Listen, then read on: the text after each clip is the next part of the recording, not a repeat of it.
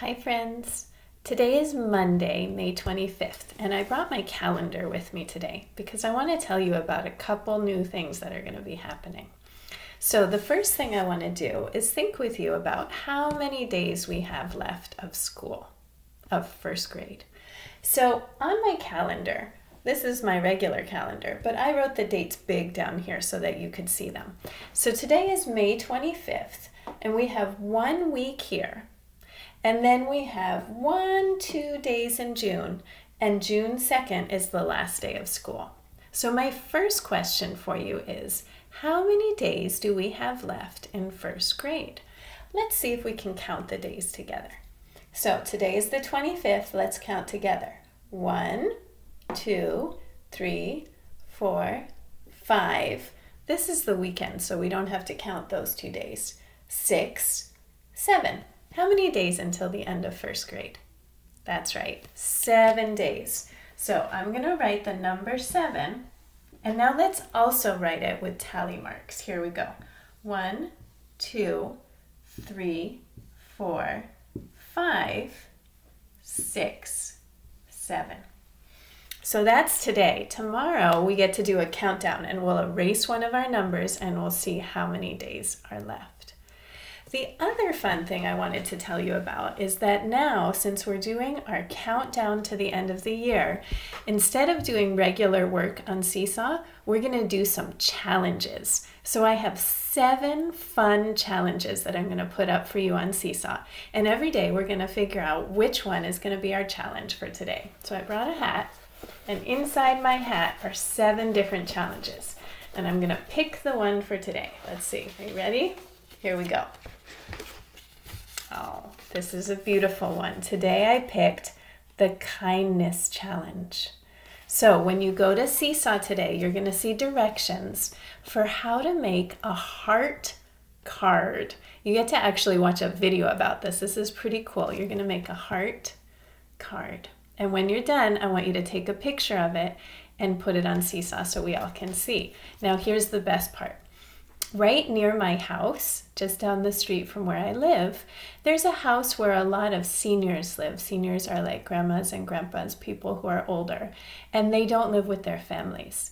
And they're doing a project at that house where they're trying to collect letters from kids for the seniors who live in the house. So after you finish your heart card for the kindness challenge, I'm going to ask you to send it to me. And I'm going to bring it to those seniors at the house, and they're going to be so happy to see your beautiful hearts. Okay, so that's today, the kindness challenge. Yay. Every day this week and next week, I'm also going to be reading you one of our favorite books from first grade. So I decided to start with Iggy Peck, Architect, and all of the other books. Do you remember all of these? We didn't have time to read them all when we were in the classroom. So now we're going to start with Iggy Peck, and then we'll read all of his friends when we're done with that one.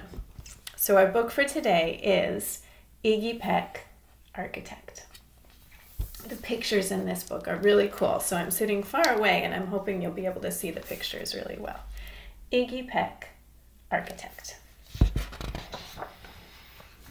Young Iggy Peck is an architect, and has been since he was 2, when he built a great tower in only an hour with nothing but diapers and glue. Yuck, look at those dirty diapers. Good gracious, Ignatius, his mother exclaimed. That's the coolest thing I've ever seen.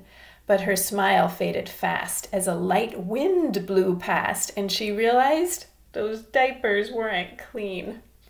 Ignatius, my son, what on earth have you done? That's disgusting and nasty. It stinks.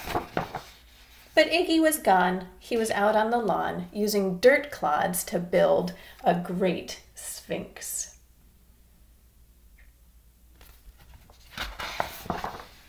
When Iggy was 3, his parents could see his unusual passion would stay.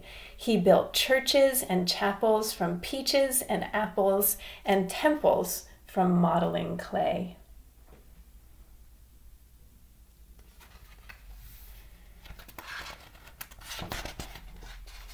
At dinner one night, to his father's delight, Iggy got a bright gleam in his eye and out on the porch built the St. Louis Arch from pancakes and coconut pie.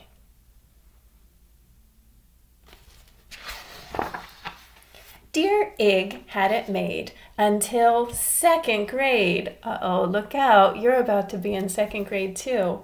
When his teacher was Miss Lila Greer.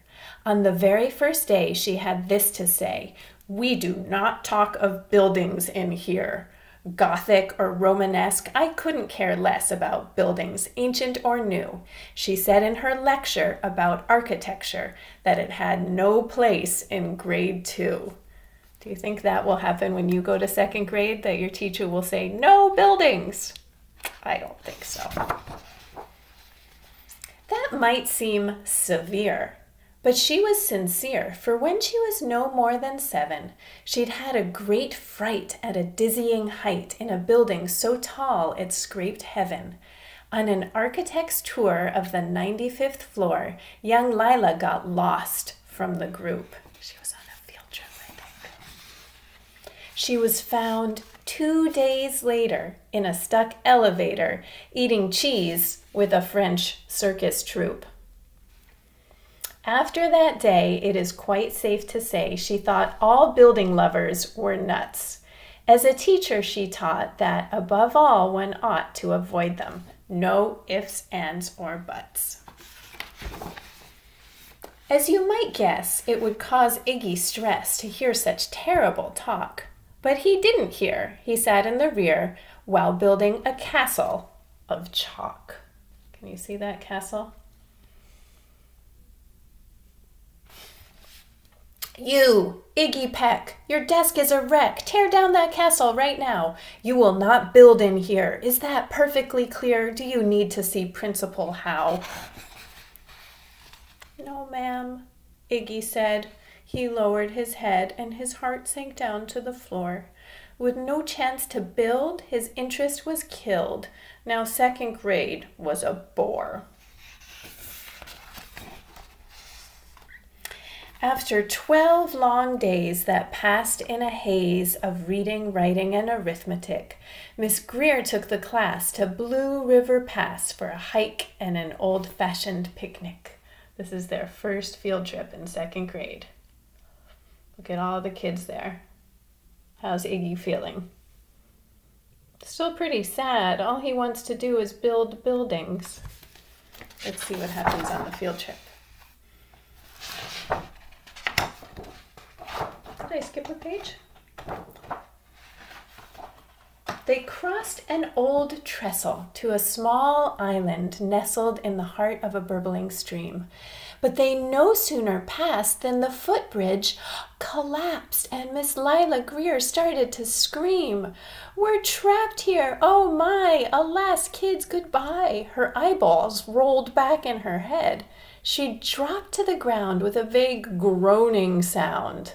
Luckily fainted, not dead. So they are stuck on the island with no bridge to get back. The class was amazed. They stood there quite dazed, uncertain of what they should do. But one bright young man was off hatching a plan which started with Miss Lila's shoe. Soon each lad and lass there at Blue River Pass was working together as one.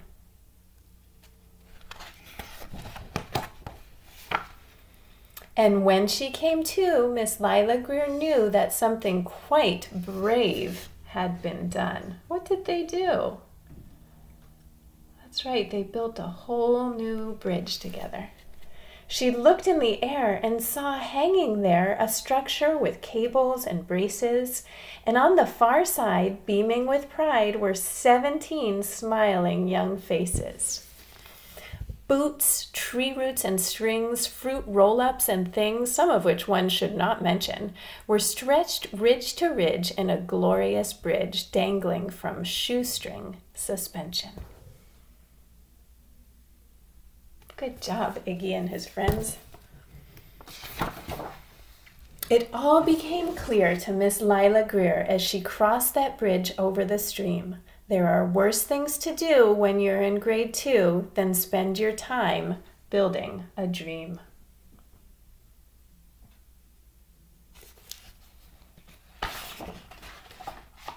Now, every week at Blue River Creek Elementary in second grade, all the school kids can hear, along with Miss Greer, how the world's greatest buildings were made. The weekly guest speaker in t-shirt and sneakers talks of buildings from Rome to Quebec. Of course, he's the guy who builds towers from pie, that brilliant young man, Iggy Peck. That was fun to read Iggy Peck, Architect, again together. I love how Iggy Peck had a dream about what he wanted to do, and even though his teacher said, not in second grade, he still got to do it, and he worked together with his classmates to solve a problem, right? All right, so don't forget to go to Seesaw to check out today's kindness challenge. You might actually find some extra challenges in there this week. Let's see what you find. I'll see you tomorrow. Bye.